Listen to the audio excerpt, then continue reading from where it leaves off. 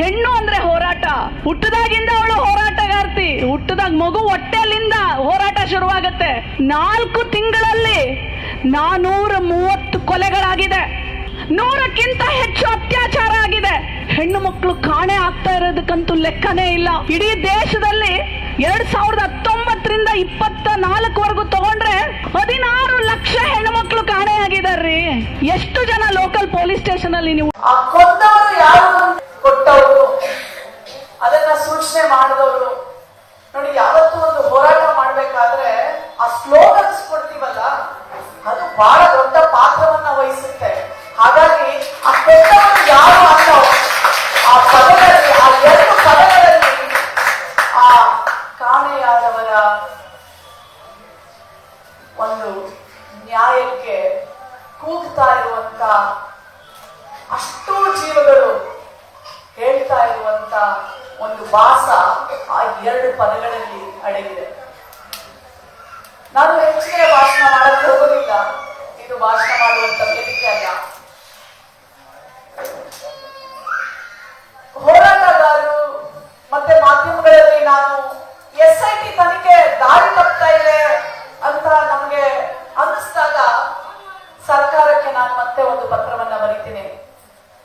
ನಾವು ಬುರ್ಡೆ ಚಿನ್ನಯ್ಯನಗೋಸ್ಕರ ನಾನು ಮಹಿಳಾ ಆಯೋಗದ ಅಧ್ಯಕ್ಷೆಯಾಗಿ ತನಿಖೆಗೆ ಬಂದಿದ್ದಲ್ಲ. ನಾವು ಬಂದಿದ್ದು 20 ವರ್ಷಗಳ ಕಾಲ ಅಲ್ಲಿ ಹೆಣ್ಣು ಮಕ್ಕಳು ಕಾಣೆಯಾದ್ರಲ್ಲ, ಅಸಹಜ ಸಾವುಗಳಾಯ್ತಲ್ಲ, ಅತ್ಯಾಚಾರಗಳಾಯ್ತಲ್ಲ, ಅದನ್ನ ಮಾಡಿದವ್ರು ಯಾರು ತನಿಖೆ ಮಾಡಿ ಅಂತ ನಾವು SIT ಅನ್ನೋದನ್ನ ಬುರ್ಡೆ ಚಿನ್ನಯ್ಯನ ಕೂಡ ಅವಶ್ಯಕತೆ ಇರಲಿಲ್ಲ. ಅಷ್ಟೊಂದು 100 ಹೆಣ್ಣು ಮಕ್ಕಳು ಈ ತರ ಘಟನೆಗಳಲ್ಲೆಲ್ಲ ಮಾಯ ಆಗೋದ್ರಲ್ಲ, ಕಾಣೆ ಆಗೋದ್ರಲ್ಲ, ಯಾರು ಅವರನ್ನ ಕೊಂದವರು? ಅದು ತನಿಖೆ ಆಗ್ಬೇಕಪ್ಪ. ಬುರ್ಡೆ ಚಿನ್ನಯ್ಯನಿಂದ ಅಲ್ಲ, ಅವನು ಒಬ್ಬ ಸಾಕ್ಷ್ಯ ಅಷ್ಟೇ ಅಲ್ಲಿ ಬಂದಿದ್ದು. ಅವ ಸತ್ಯಾಸತ್ಯ ನೀವು ತನಿಖೆಗೆ ಬಿಟ್ಟಿದ್ದು. ಆದ್ರೆ ತನಿಖೆ ಆಗಬೇಕಾಗಿರೋದು ಅಲ್ಲಿ ಹೆಣ್ಣು ಮಕ್ಕಳು, ಮಹಿಳೆಯರು ಎಲ್ಲೋದ್ರು, ಅದ್ರ ಬಗ್ಗೆ ತನಿಖೆ ಮಾಡಿ ಅಂತ ಮತ್ತೆ ಪತ್ರವನ್ನ ಬರೆದಾಗ ಎಷ್ಟು ಜನ, ಎಷ್ಟೊಂದು ಮಾಧ್ಯಮದವರು, ಮಹಿಳಾ ಆಯೋಗದ ಅಧ್ಯಕ್ಷೆ ಲೆಫ್ಟಿಸ್ಟು, ಮತ್ತೆ ನ್ಯಾಯವನ್ನ ಆಯೋಗದ ಅಧ್ಯಕ್ಷೆ ಪತ್ರ ಬಂದಿದ ತಕ್ಷಣ ನೀವು ಲೆಫ್ಟಿಸ್ಟು, ನೀವು ಅದೇನೋ ಅಧಿಕಾರ ಇಲ್ಲ ನಿಮ್ಗೆ, ಇದೇನೋ ನಿಮ್ಗೆ, ಅದು ಪೊಗರು, ಅದು ಇದು. ಅವರಿಗೂ ನೀವು ಯಾಕಪ್ಪ ಬೀಜವನ್ನ ಯಾಕೆ ಬಿತ್ತಿದ್ದೀರಾ? ನಮ್ಮನ್ನ ಡಿವೈಡ್ ಮಾಡಬೇಡಿ, ನಾವೆಲ್ಲ ಒಂದೇ. ಈಗ ಆಯ್ತಪ್ಪ, ಅಲ್ಲಿ ಸತ್ತಿರೋ ಹೆಣ್ಣು ಮಕ್ಳು ಯಾರು, ಕಾಣೆ ಆಗಿರೋ ಹೆಣ್ಣು ಮಕ್ಳು ಯಾರು, ಅತ್ಯಾಚಾರಕ್ಕೆ ಒಳಗಾಗಿರುವಂತ ಹೆಣ್ಣು ಮಕ್ಳು ಯಾರು? ಹಿಂದೂ ಮಕ್ಕಳಲ್ವಾ? ಮೊದಲಿಗೆ ನಾನು ಹೇಳ್ತೀನಿ, ಹೆಣ್ಣು ಅನ್ನೋ ಒಂದು ಜೀವಕ್ಕೆ ಯಾವುದು ಜಾತಿ ಇಲ್ಲ, ಯಾವುದು ಮತ ಇಲ್ಲ, ಯಾವುದು ಧರ್ಮ ಇಲ್ಲ. ಎಣ್ಣೆ ಜಾತಿ, ಎಣ್ಣೆ ಮತ, ಎಣ್ಣೆ ಧರ್ಮ, ಎಣ್ಣೆ ಎಲ್ಲ. ಯಾಕೆಂದ್ರೆ ಯಾವ ಧರ್ಮದಲ್ಲಿ ಹೇಳಿ ನೀವು ಆ ಹೆಣ್ಣಿಗೆ ದೌರ್ಜನ್ಯ ಆಗುದಿಲ್ಲ? ಯಾವ ಧರ್ಮದಲ್ಲಿ ಅವಳು ಹೊರತಾಗಿದ್ದಾಳೆ? ಹಾಗಿದ್ರೆ ನಮಗೆ ಯಾಕೆ ನೀವು ನಿಮ್ಮ ಧರ್ಮಗಳನ್ನ, ನಿಮ್ಮ ಜಾತಿಗಳನ್ನ ನಮ್ಗೆ ಯಾಕೆ ಕಟ್ಟಾಗ್ತಾ ಇದ್ದೀರಾ?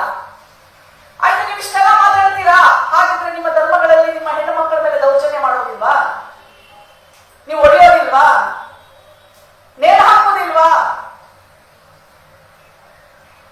Dowry harassment ಮಾಡೋದಿಲ್ವಾ? ನಮ್ಮನ್ನ ನೀವು ಲೆಫ್ಟ್ ಅಂತ ಕರಿತೀರೋ, ರೈಟ್ ಅಂತ ಕರಿತೀರೋ, ನನಗೆ ಮ್ಯಾಟ್ರೇ ಆಗುದಿಲ್ಲ. ನಾನು ಯಾವಾಗಲೂ ಆ ನೊಂದಂತ ಅಸಹಾಯಕ, ಆ ಸತ್ತಿರೋ ಆ ಧ್ವನಿಗಳು ಈಗಲೂ ನನ್ನ ಕಿವಿಯಲ್ಲಿ, ಮಗಳು, ಅಕ್ಕನೋ ತಾಯಿನೋ ಗೊತ್ತಿಲ್ಲ, ನಿಮ್ ಪರವಾಗಿ ನಾನು ಇರ್ತೀನಿ ಅಂತ ಹೇಳ್ತಾ ಕಡೆಗಾಗಿ ನಂದು 4 ಸಾಲುಗಳು. ಒಬ್ಬ ಮಹಿಳೆ ಹೋರಾಡಿದರೆ ಅದು ಒಂದು ಕತೆ ಮಾತ್ರ ಆಗುತ್ತೆ, ಎಲ್ಲ ಮಹಿಳೆಯರು ಹೋರಾಡಿದರೆ ಅದು ಕ್ರಾಂತಿ. 20,000 ಸಾವುಗಳು ಪ್ರತಿಯೊಂದು ಕಾಲೇಜುಗಳಲ್ಲಿ, ಪ್ರತಿಯೊಂದು ಯೂನಿವರ್ಸಿಟಿಗಳಲ್ಲಿ, ಪ್ರತಿಯೊಂದು ಗಲ್ಲಿಗಳಲ್ಲಿ, ಮೊಹಲ್ಲಾಗಳಲ್ಲಿ. ಬರೀ ಸಹಿ ಅಲ್ಲ, ಕ್ರಾಂತಿ ಪ್ರಾರಂಭವಾಗಬೇಕು. ಇಂದಿನ ಹೋರಾಟ ಬರೀ ಮಹಿಳೆಯರದಲ್ಲ, ಇದು ಮಾನವೀಯತೆಯ ಹೋರಾಟ.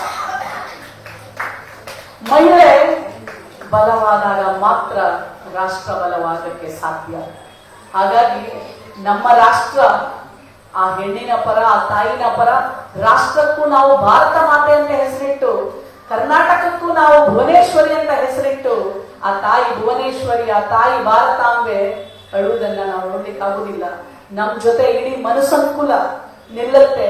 ಈ ಹೋರಾಟಕ್ಕೆ ನ್ಯಾಯ ಸಿಗಲಿ, ಜಯ ಸಿಗಲಿ. ಅಧ್ಯಕ್ಷೆಯಾಗಿ ನಾನು 2.5 ತಿಂಗಳಾಯ್ತು.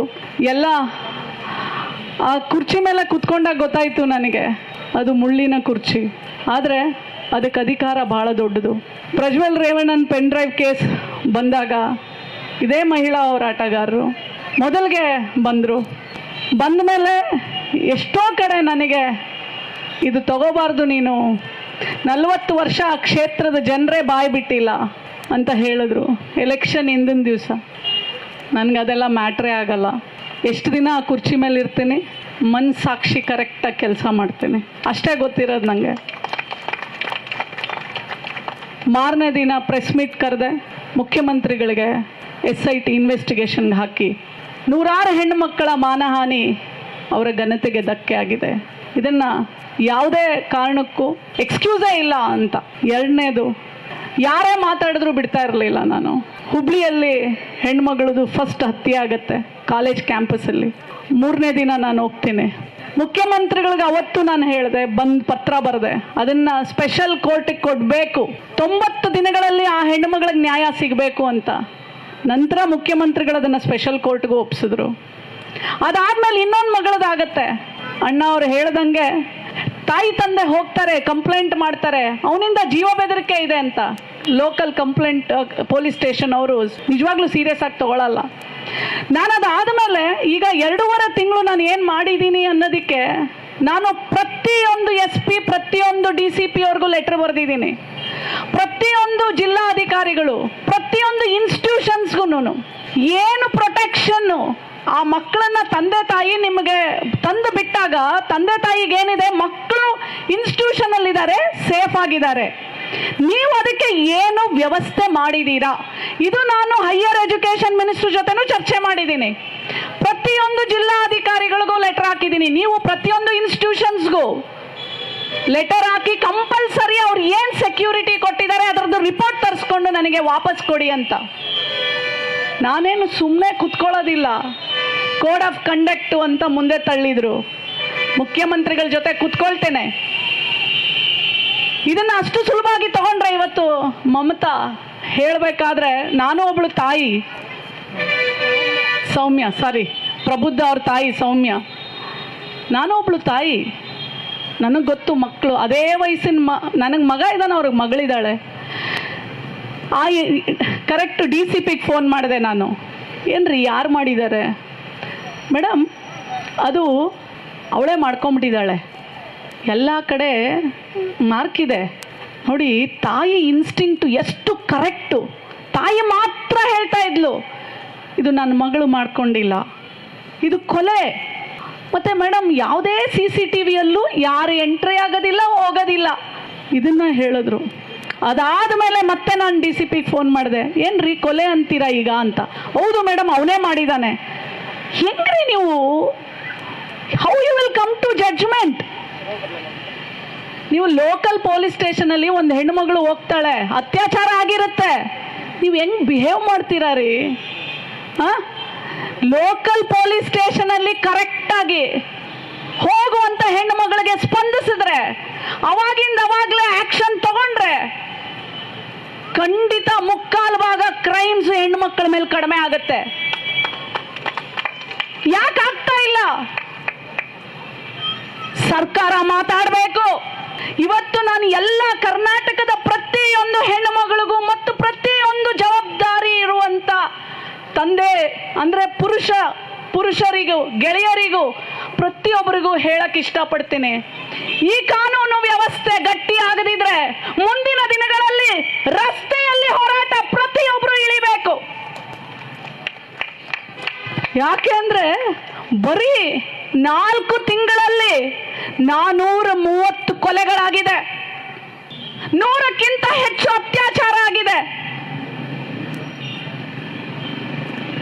ಹೆಣ್ಣು ಮಕ್ಕಳು ಕಾಣೆ ಆಗ್ತಾ ಇರೋದಕ್ಕಂತೂ ಲೆಕ್ಕನೇ ಇಲ್ಲ. ಇಡೀ ದೇಶದಲ್ಲಿ 2019ರಿಂದ 24ವರೆಗೂ ತಗೊಂಡ್ರೆ 16 ಲಕ್ಷ ಹೆಣ್ಣು ಮಕ್ಕಳು ಕಾಣೆಯಾಗಿದ್ದಾರ್ರಿ. ಎಷ್ಟು ಜನ ಲೋಕಲ್ ಪೊಲೀಸ್ ಸ್ಟೇಷನ್ ಅಲ್ಲಿ ನೀವು ಹುಡುಕ್ತೀರಾ? ಕಾನೂನು ಸುವ್ಯವಸ್ಥೆ ಬಿಗಿ ಆಗ್ಲೇಬೇಕು. ಮಹಿಳಾ ಆಯೋಗ ದೌರ್ಜನ್ಯ ರಕ್ಷಣೆಗೆ ರೆಸ್ಪಾಂಡ್ ಮಾಡಬೇಕಾಗಿಲ್ಲ. ನೀವು ಸರಿಯಾಗಿ ಮಾಡಿದ್ರೆ ಯಾಕ್ರಿ ಮಹಿಳಾ ಆಯೋಗಕ್ಕೆ ಬರ್ತಾರೆ? ಅಲ್ಲಿ ಬರುವಂತ 3/4 ಜನ ಲೋಕಲ್ ಪೊಲೀಸ್ ಸ್ಟೇಷನ್ ಅಲ್ಲಿ ಪೊಲೀಸ್ನವರು ಅವರಿಗೆ ಸ್ಪಂದಿಸದೇ ಇದ್ದಾಗ ಬರ್ತಾರೆ. ನಾವು ಅವಾಗ ಮೇಲಿನ ಅಧಿಕಾರಿಗಳಿಗೆ ಫೋನ್ ಮಾಡಬೇಕು. ಯಾಕ್ರಿ ಮಾಡಬೇಕು? ನೀವು ಏನಕ್ಕಿದ್ದೀರಾ ಅಲ್ಲಿ? ಎಲ್ಲಾ ಜಿಲ್ಲಾಧಿಕಾರಿಗಳು, ಎಲ್ಲಾ SP, ಎಲ್ಲಾ DCPಗಳಿಂದ ಉತ್ತರ ಕೇಳಕ್ಕೆ ಕಳಿಸಿದ್ದೀನಿ. ಮುಖ್ಯಮಂತ್ರಿಗಳ ಜೊತೆ ಚರ್ಚೆ, ಮುಂದಿನ ದಿನಗಳಲ್ಲಿ ಇದಕ್ಕೆಲ್ಲ ಯಾವ ತರ ಕ್ರಮಗಳನ್ನ ತಗೊಳ್ತಾರೆ ನಿಮ್ಮೊಟ್ಟಿಗೆ ನಾನು ಇರ್ತೀನಿ. ನಾನು ಮಹಿಳಾ ಆಯೋಗ ಅಲ್ಲ, ನೀವೆಲ್ಲರೂ ಆಯೋಗನೇ, ನೀವೆಲ್ಲರೂ ಅದ್ರ ಪ್ರತಿಬಿಂಬನೇ. ನನ್ನೊಬ್ಬಳ ಮೇಲೆ ನೀವು ಯಾವುದನ್ನು ಹೇಳಕ್ ಬರಬೇಡಿ. ನಾವೆಲ್ಲ ಹೆಣ್ಣು ಅಂದ್ರೆ ಹೋರಾಟ. ಹುಟ್ಟದಾಗಿಂದ ಅವಳು ಹೋರಾಟಗಾರ್ತಿ. ಹುಟ್ಟದಾಗ ಮಗು ಹೊಟ್ಟೆಲಿಂದ ಹೋರಾಟ ಶುರುವಾಗತ್ತೆ. ಮಂಡ್ಯದಲ್ಲಿ 900 ಹೆಣ್ಣು ಮಕ್ಕಳನ್ನ ಹೊಟ್ಟೆಲ್ಲೇ ಕೊಂದಾಕ್ಬಿಟ್ಟಿದ್ದಾರೆ. ಅಂದ್ರೆ ಹೊಟ್ಟೆ ಒಳಗಿಂದ ಫೈಟ್ ಮಾಡ್ತಾಳೆ. ನಾನು ಬೇಕಾ ಬೇಡವಾ ಅಂದ್ರೆ ಒಂದು ಸಲ ಹೆಣ್ಣು ನಿರ್ಧಾರ ಮಾಡಿದ್ರೆ ಎಲ್ಲಿ ತನ ಆ ಹೋರಾಟ ಹೋಗತ್ತೆ ಅಂತ ಹೇಳಕ್ಕೆ ನಿಮ್ಮೊಟ್ಟಿಗೆ ನಾನಿದ್ದೀನಿ. ಸೌಮ್ಯನ ಮಗಳು ಪ್ರಬುದ್ಧ ಸೌಮ್ಯ ಮಗಳಷ್ಟೇ ಅಲ್ಲ, ನಿಮ್ಮೆಲ್ಲರ ಮಗಳು. ಇವತ್ತು ಅವಳಿಗಾಗಿದೆ, ನಾಳೆ ಇನ್ನೊಬ್ಬರಿಗಾಗತ್ತೆ. ಆ ಕಾನೂನು ಕ್ರಮನ ಕುಯ್ದಿರೋದನ್ನ ನೋಡಿದ್ರೆ ಒಬ್ಬ 14.5 ವರ್ಷದ ಹುಡುಗ ಆ ಮಟ್ಟಕ್ಕೆ ಕುಯ್ತಾನ ಅಂತ ಅಚ್ಚರಿ ಆಗತ್ತೆ. ಇವತ್ತು ಕ್ರೈಮ್ ಮಾಡಲಿಕ್ಕೆ ಜೊತೆಲಿ ಒಂದು ಯಂತ್ರ ಇದೆ. ಪ್ರತಿಯೊಬ್ಬರಿಗೂ ಮೊಬೈಲು. ಪ್ರತಿಯೊಬ್ಬರಿಗೂ ಇನ್ನೊಂದು ಹೇಳಕ್ಕೆ ನಾನು ಇಷ್ಟಪಡ್ತೀನಿ, ಇದು ಆದಮೇಲೆ ಮನೆಯಲ್ಲಿ ಮಕ್ಕಳು ಹುಡ್ದಾಗ ಯಾರು ಕೆಟ್ಟವರಲ್ಲ. ಆದರೆ ಪ್ರತಿಯೊಬ್ಬರ ಜವಾಬ್ದಾರಿ ತನ್ನ ಮಗಳನ್ನ, ತನ್ನ ಮಗನನ್ನ, ಮೌಲ್ಯಗಳನ್ನ, ನೀತಿಗಳನ್ನ, ಆ ಮೊಬೈಲಿಂದ ಆಗುವಂತ ದುಷ್ಪರಿಣಾಮಗಳು, ಸಂಘಗಳು ಯಾವ ತರ ಅವ್ರ ಮೇಲೆ ಅವರನ್ನ ಬದಲಾವಣೆ ಮಾಡುತ್ತೆ, ಇದನ್ನ ತಂದೆ ತಾಯಿನೇ ಕಾಪಾಡಬೇಕು. ಮತ್ತೆ ಕೊಲೆ ಆಗಲಿ, ಅತ್ಯಾಚಾರ ಆಗಲಿ, ಮತ್ತೆ ಹೆಣ್ಣು ಮಗಳ ಕಳವಾಗ್ಲಿ, ನಮ್ಮ ಸುತ್ತಮುತ್ತ ನಮ್ಮ ಮನೆಗೆ ಹೋಗೋರು ಬರೋರು ನಮ್ಮ ಸಂಬಂಧಿಕರೇ ಮಾಡ್ತಾರೆ. 90 ಭಾಗ ಅವರೇ ಮಾಡ್ತಾರೆ. 10% ಮಾತ್ರನೇ ಹೊರಗಡೆ ಅವ್ರು ಬರೋದು. ಸೊ ಬಹಳ ಎಚ್ಚರಿಕೆಯಿಂದ ಇರಿ. ಕಳೆದು ಹೋದ್ಮೇಲೆ ಅಳ್ತಾ ಕೂತ್ರೆ ಅವ್ರು ವಾಪಸ್ ಬರಲ್ಲ. ಪ್ರತಿಯೊಂದು ತಂದೆ ತಾಯಿ ಎಚ್ಚೆತ್ಕೋಬೇಕು ಇವತ್ತಿನ ಕಾಲಘಟ್ಟದಲ್ಲಿ. ಸೊ ಹಾಗಾಗಿ ಹೆಚ್ಚಿಗೆ ಮಾತಾಡದೆ ನಾನು ನಿಮ್ಮ ಮನವಿಯನ್ನ ಸ್ವೀಕಾರ ಮಾಡ್ತಾ ನಿಮ್ಮೊಟ್ಟಿಗೆ ಇರ್ತೀನಿ. ನಿಮ್ಮೊಟ್ಟಿಗೆ ಹೋರಾಟದಲ್ಲಿ ಭಾಗಿಯಾಗ್ತೀನಿ.